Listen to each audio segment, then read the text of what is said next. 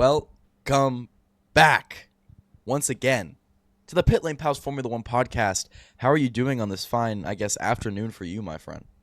I'm doing amazing. What about you? It's morning for you, so Yes, it is 8 a.m. How are you doing here in New York? Reporting to you live from New York City. No, I'm definitely a little sleepy, but we're trying to get this out here hopefully before the race happens, because qualifying took place yesterday, and what a qualifying it was.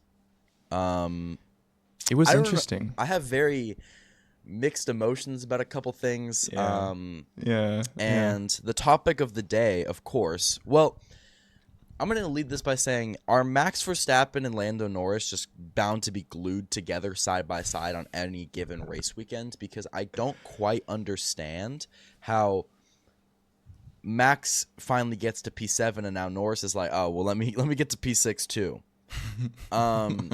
No, because you would think it feels like it. You would think that with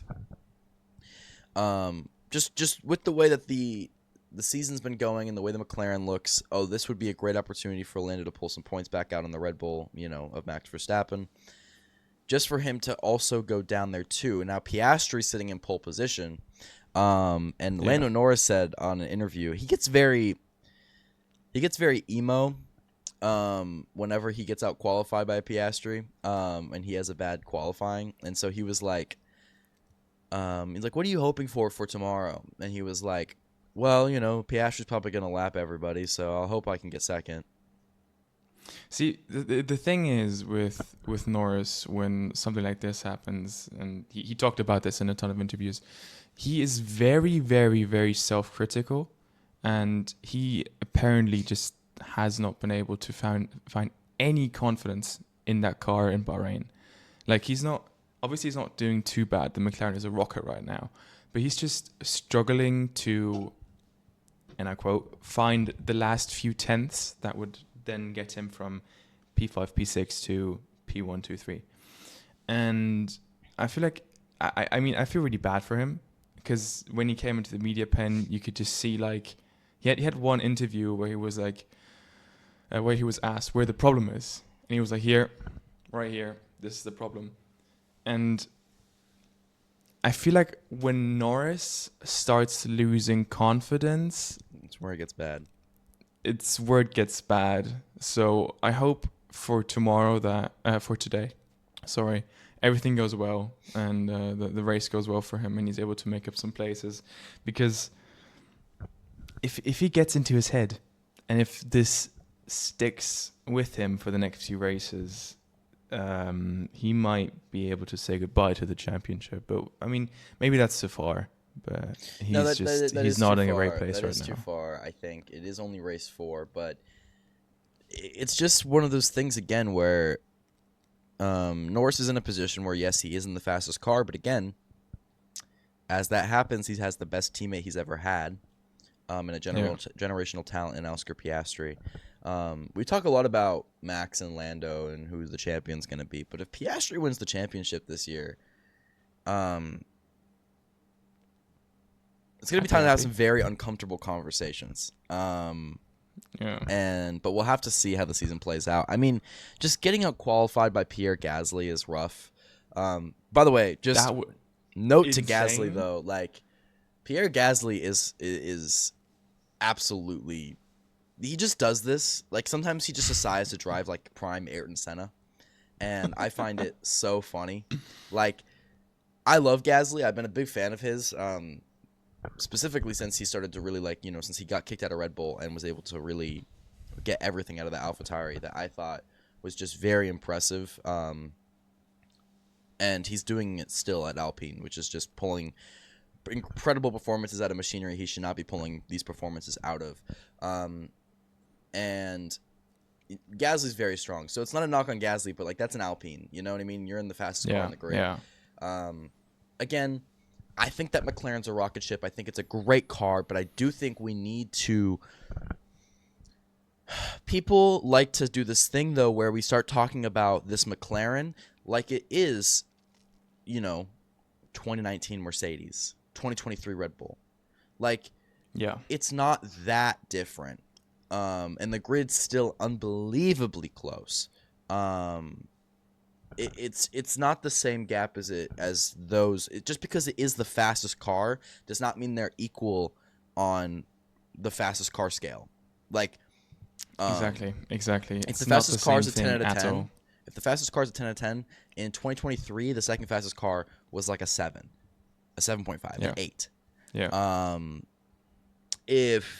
If the fastest car in 2019 with Lewis it's like the same thing, right? 7.5, 8, maybe even lower because Lewis was, flying at the time. And Bottas was 2, rather than Perez being the teammate in 2023. So it's just, that is what I think bad weekends happen. I also think if we see this same performance from Piastri, we're shocked, but I don't think we're as critical of it as we are of Norris. And I think that's reasonable because Norris has been in F1 a lot longer.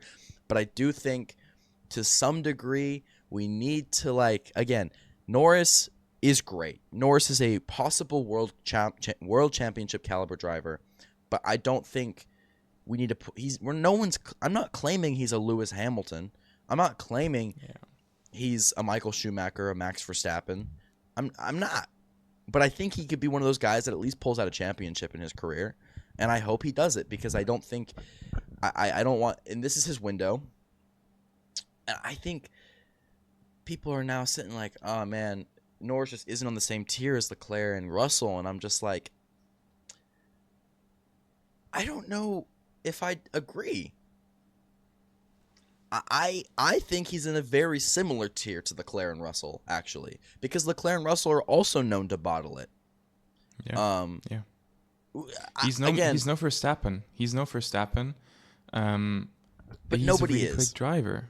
Nobody is. Yeah, exactly. That's why Verstappen's a generational talent. That's why Piastri might be a generational talent one day. And I mean, he's kind of going into that direction right now.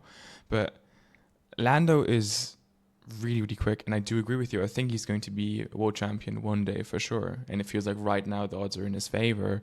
It's just he's not the type of driver to come in and instantly be on it, and every single fucking time be on it and be quick, even though when the car really isn't. He's not there. And before we forget it, as you mentioned the car topic, comparing it to 2021 or the dominant Red Bull era 2022 and 2023,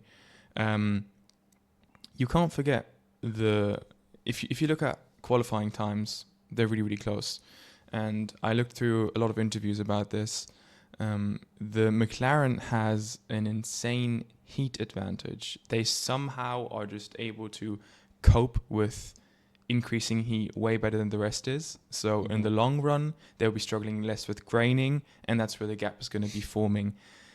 Purely on pace and purely on speed, it's not like the McLaren is, 20 kph quicker on the straights. Yeah.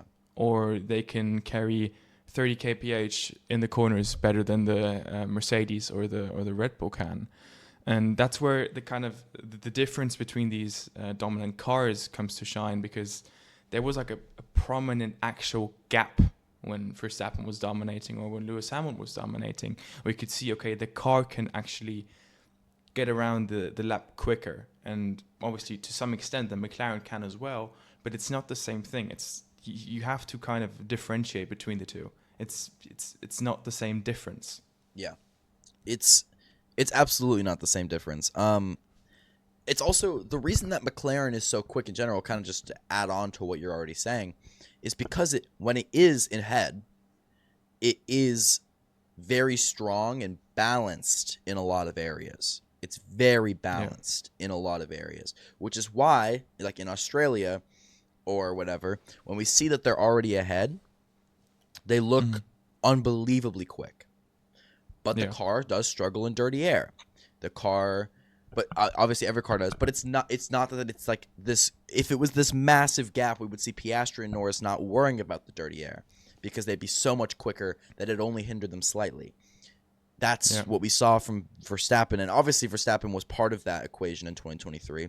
But I just think there's so many fans that are newer to the sport who have watched a few years of dominance and forget what it's like when things aren't just that way. There's always a fastest car in the grid. That doesn't mean the fastest car is going to win every single race like they do sometimes because there's such a big gap. Right now, the regulations are very close together. Everyone has optimized their cars. In the grand scheme of things, most of the cars we're seeing in the mid and the back of the field right now would have been dominating a couple years ago because of the progress they've made in these regulations. So it's just a matter of the gap is not as big, and I know we're big McLaren defenders, we're big Norris defenders here at the Pitlane Pals podcast because unfortunately, but I really do my best because unfortunately we're fans. Yes, unfortunately, because Norris makes it very hard. But I know me and I know you. We make sure that we're not just going out there and making a McLaren fan show. We will very much be critical of Norris. One of our most popular clips on TikTok is actually me going at Lando Norris for some shit he said, I believe in Brazil of last year. It was Brazil. Yeah. And yeah, I am admittedly a fan, but I really do not let that affect how I'm reporting this. And my genuine opinion, and I would say the same for Leclerc or Russell, or anybody, is that, or even Piastri, if Piastri was in this position right now, it's not that it's not a matter of Lando needs to be gapping by miles every weekend. Sure. Do I think Verstappen will be doing a better job in the McLaren than Piastri or Norris? Absolutely. But that's because Max Verstappen is a generational talent, and we shouldn't be using that as a knock on Lando Norris and rather just a praise on the guys like Max Verstappen and Lewis Hamilton with these generational drivers. It's like I often see people saying like they'll make a statement basically directly saying like, oh, Lando's just not these guys, and it'll show like a picture of Lewis or a picture of Alonso or a picture of Verstappen or whatever, like world champions, whatever. Yeah, because those guys are like some of the best to ever touch a wheel, like ever in Formula One. Lando is great. He will go down as one of those drivers that we always, saw competing, but he won't be one of those guys that I don't think gets cited as, the heroes of F1. You know what I mean? So I just think we need to bring ourselves back down to reality. Just because he isn't a Max Verstappen does not mean he can't be a world champion in the right car. And I still think he could do it this year. He's just going to make it way more difficult for himself than it needs to be because that is what he does. He gets under pressure a little bit. He does make the mistakes that a guy like Max Verstappen doesn't make.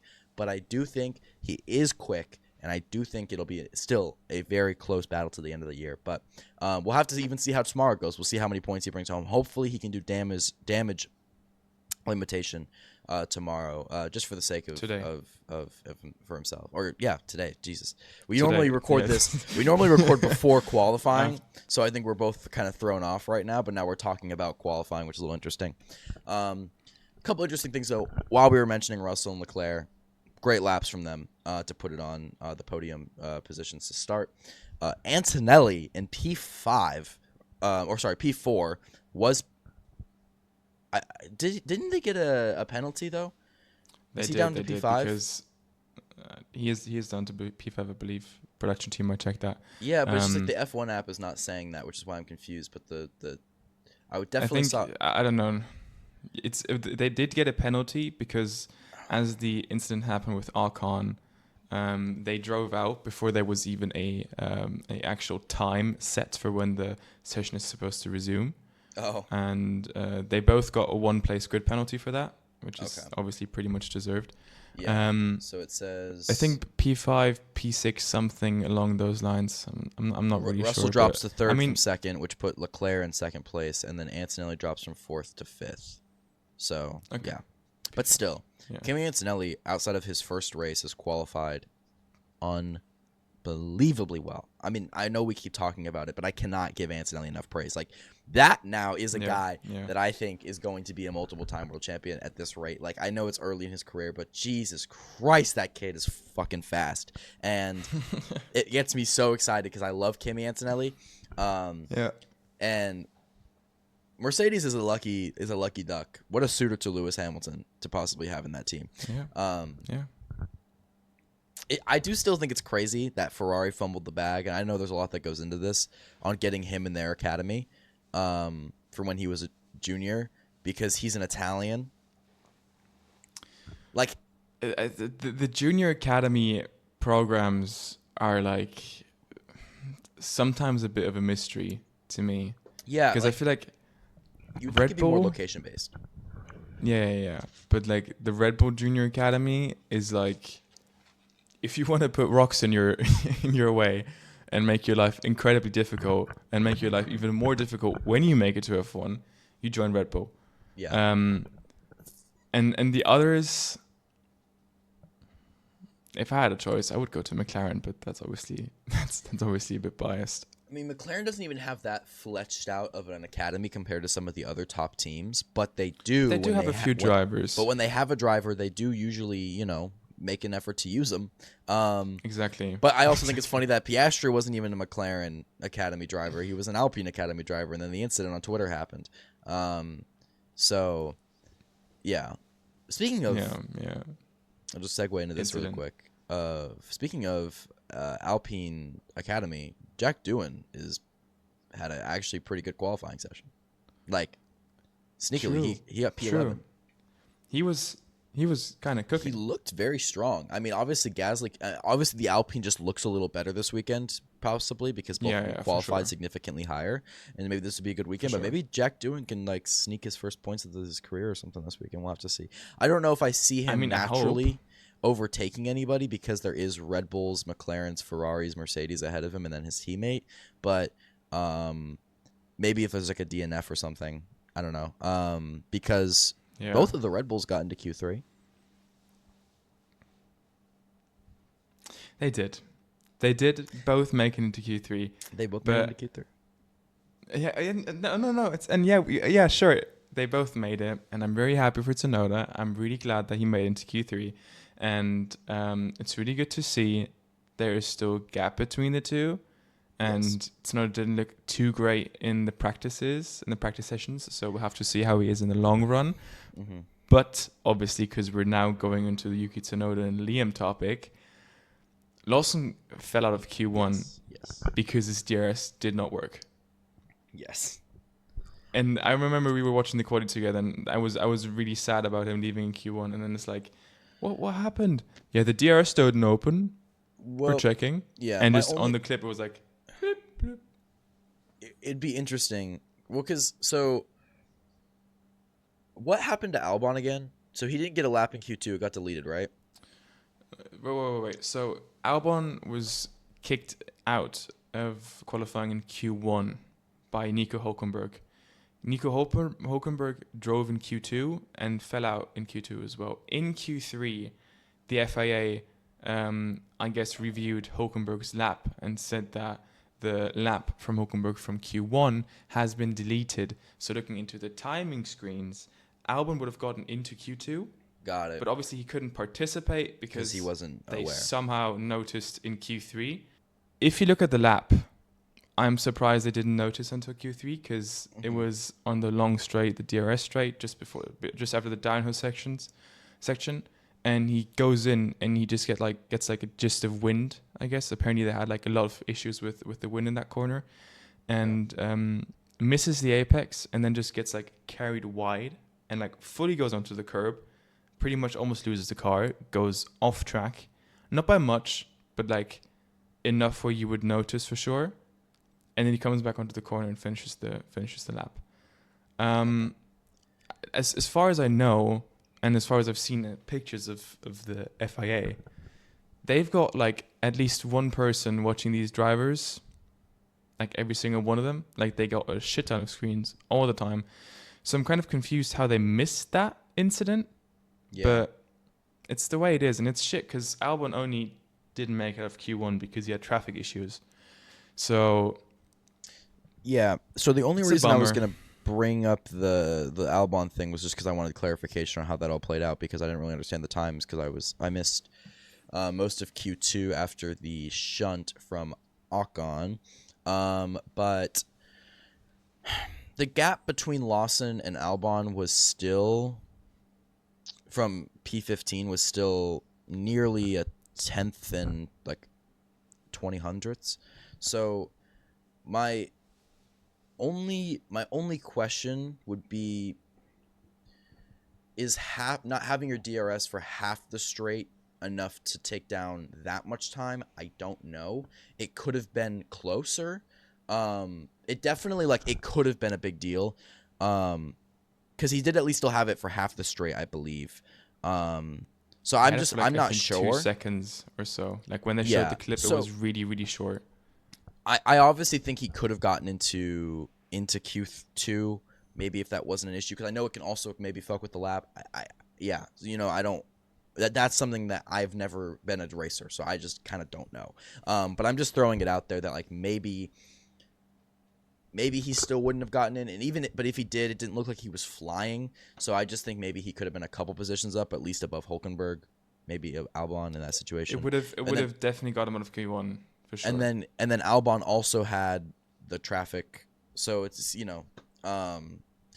sucks that it happened, because you obviously want everything to be objective. It's just like I still think he would have got out qualified by Hadjar at the end of the day. Yeah, for sure, probably, yeah. Which is just, again, another thing where I'm just like, Hadjar looks really good, but I do think Red Bull shot his confidence, Lawson's confidence a little bit. I mean, it's hard to just bounce back. It's hard to go regress like that. It's one thing to leave Red Bull to go to a different team, you know what I mean? Like, to go and restart your career at a midfield team, whatever, like if he was to go to like Alpine or Haas or something, right? And like a different team, but to just go from the Red Bull team to their junior team is a different thing, and that's got to be very difficult for him to bounce back from.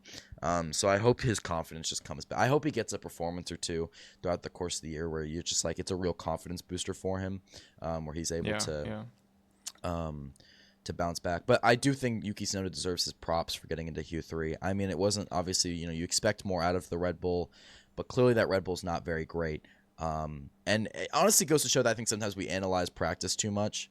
Probably, yeah. Because he looked great in practice in Japan, didn't have a great qualifying, and then he looked really bad in practice this weekend, and then had a way better qualifying. So I mean, and Q3 is a big accomplishment for the second Red Bull seat at this rate. I mean, Sergio Perez was not getting Q3 very often either, so. And it's not like this was a race where Max got pole.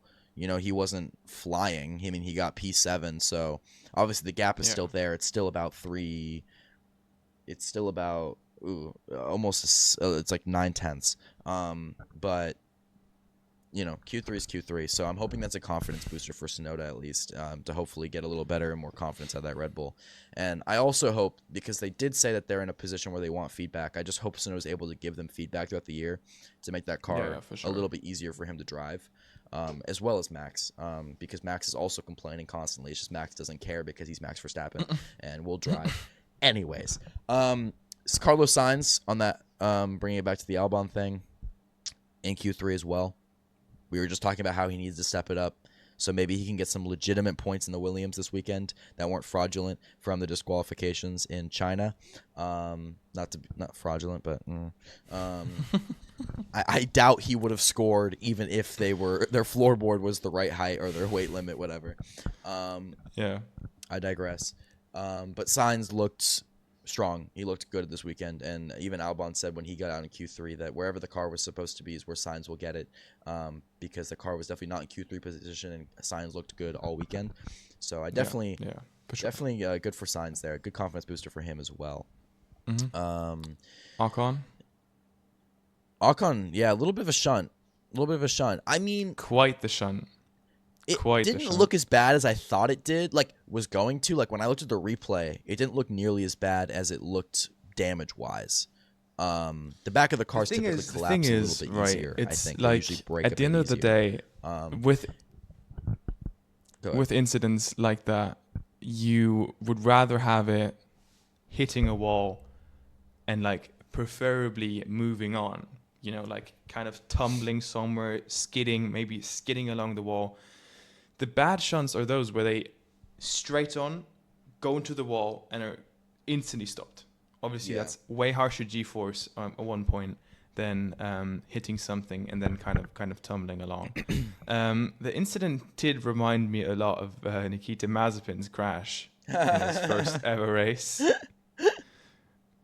Because it was exactly the same thing. I always forget that like Nikita Mazepin was real. Yeah, he was a legend. Nikita Mazepin's not real. He can't hurt you. Yeah, no,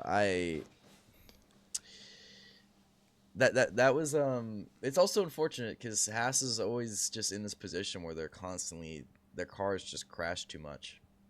And they've looked strong this year to start the year. I mean, they've looked good for Haas standards. And Behrman's been performing, which has been nice, but you know, I mean, they have already 15 points. They're sitting in P6, which is very good. But they just they can't afford shunts like these. Like, they just can't. And then Behrman was P20, did not have a great lap. So yeah, I do worry slightly about, you know, Haas. Every time I see a shunt happen, I'm just like, again? Like, we can't have this happening. And I mean, it does. Ocon's always been that guy, though, that's kind of, you know, putting in the wall, a little risky on the track. So that's kind of where my main concern was when he got signed to Haas also, which was, is he the right driver for a team that probably can't afford shunts? But yeah. Something they had to consider for sure. Yeah, one thing I do want to talk about briefly was Lewis Hamilton's comments at the beginning of the weekend, where somebody asked him what he would say to people that are waiting for something magical for him and Ferrari. Yeah. And he said, "Don't." And he did kind of like bring it back in with some PR training at the end. He was just like, "Oh, you know, we're working on it, whatever, blah blah blah blah." But it definitely felt like the "don't" was just like a just pure. It's gotta suck right now watching the Mercedes clearly be the faster car of the two, Ferrari versus Mercedes battle, and you just left Mercedes to go to Ferrari. I mean, I know Lewis ultimately sleeps well at night knowing he has 7 world championships.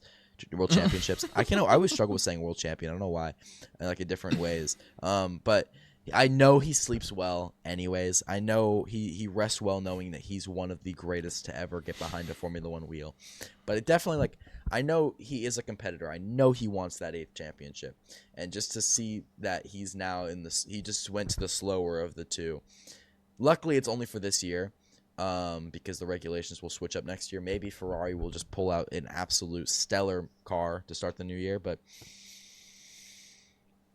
part of me doubts that. I don't know. I feel like we've gotten used to that not happening now. Yeah, it's just like Ferrari is. It's like that. It's that meme I keep seeing where it's like, y'all got any pace? Nah, we got aura. Like, yeah, like it's the same thing. The Ferrari fans are every season. I feel like they're up for a curveball. And I think especially this season, they were like, oh my God, Lewis Hamilton's coming in. This is our season. We have to make this work. And they just always find themselves in this, like, almost at the top, but never really. Kind of upper midfield team, which is always, like, struggling a bit, but not too much, but just so much that they're not going to be competing for wins. They'll be on the podium here and there, but just never at the top step. Yeah, and even if they are, it's like once in a blue moon. The sprint race for Hamilton, Leclerc did manage to win Monza and Monaco, which is a big year for him in that regard, like sentimental-wise. But, like, you know, I mean, they had a good year last year. They were second in the Constructors, ultimately. Yeah. But... yeah, it's just they're never. It's always something with Ferrari. They're always disappointing you a little bit. But is there any? I don't think there's anything else I want to bring up outside of predictions. So if you want to just get into those. Only really quickly, there was an incident in practice. I believe it was the first practice where Alonso just lost his wheel, like really? Yeah. It just came off. Like it was like a really really weird incident. It was just like, oh, shit. And then he had to put it back on. It's very, very, very weird. Let me see if I've got some random facts. It's like the busted wing from Yuki Tsunoda that just Timo wheel. Timo front wing.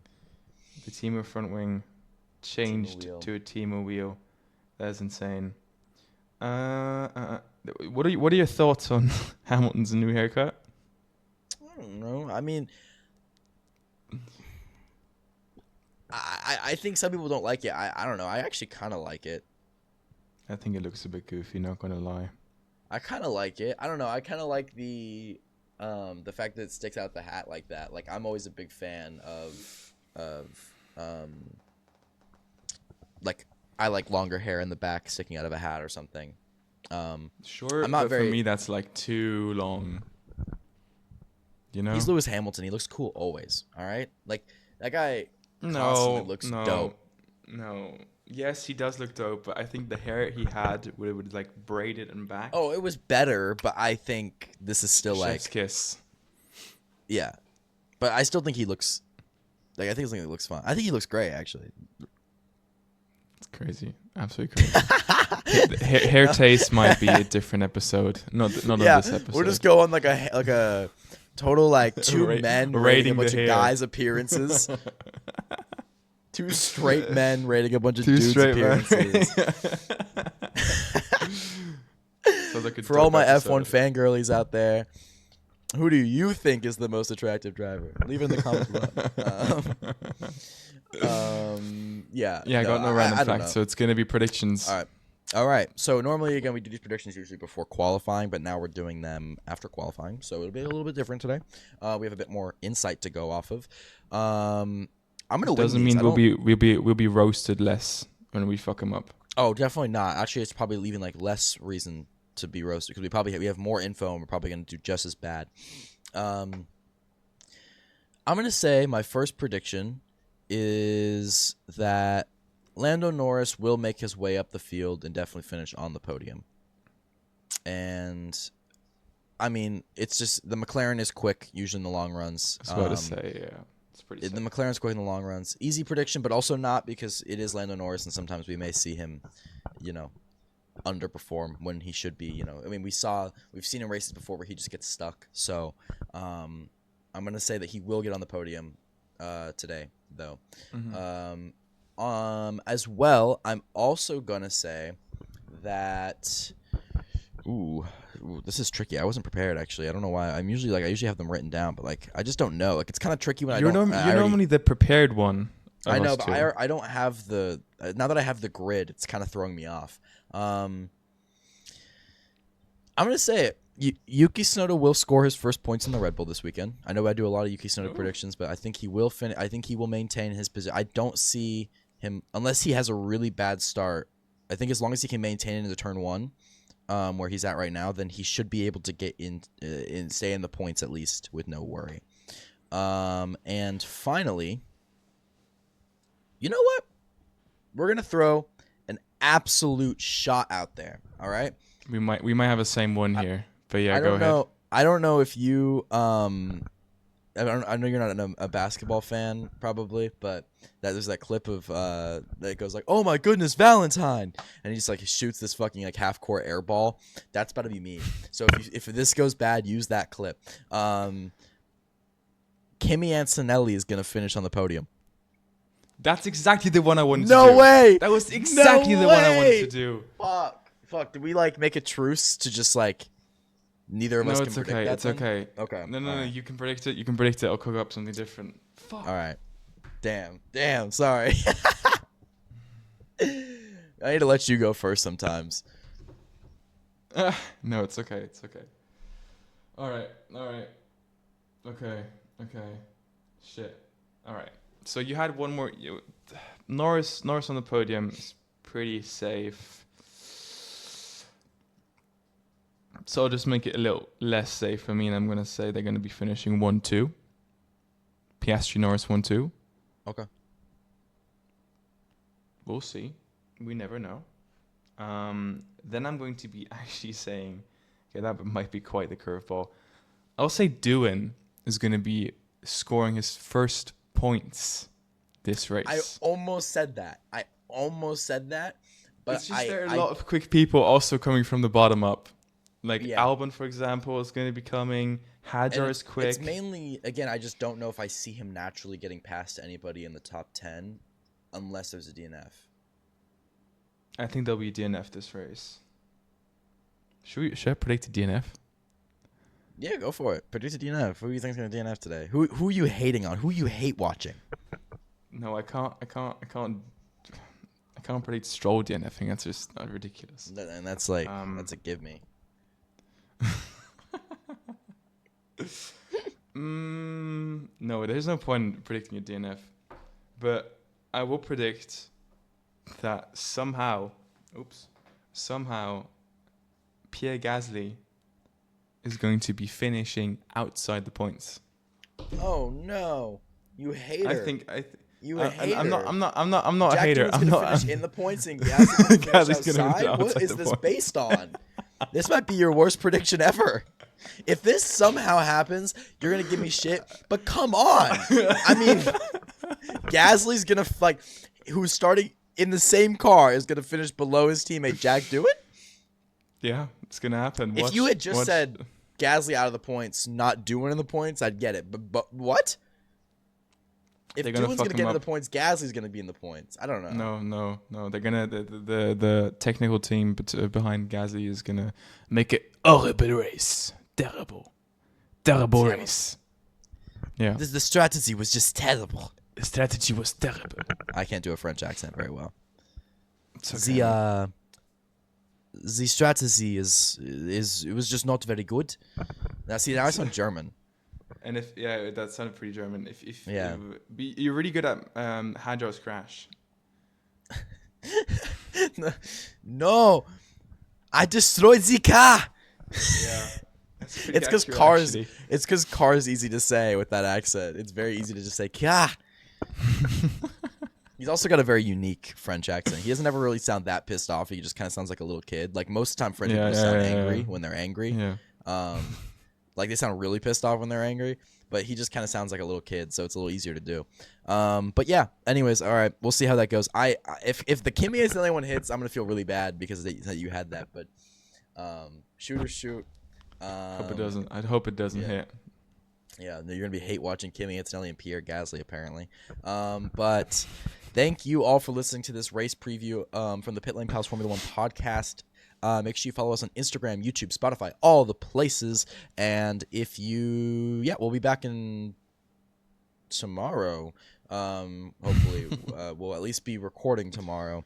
For the review of the race that's happening here in a couple hours. All right, thank you so much for listening, and goodbye. Goodbye.